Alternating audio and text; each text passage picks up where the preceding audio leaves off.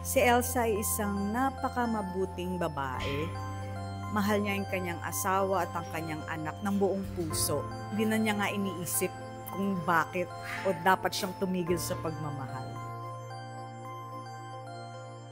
Siguro ang nasa isip niya ay dahil asawa niya si Kaloy, parang yun yung mas inner core ng buhay niya, na yun talaga yung kanyang kapartner in life and death. Nako, I always think mapagmahal din ako, but I think mga kababaihan, buwan natin ngayon. Panoorin niyo po si Elsa kung anong klase siyang babae. Iniimbitahan ko po kayo na manood ng aming episode sa Magpakailanman sa Sabado 8:15 ng gabi sa GMA 7.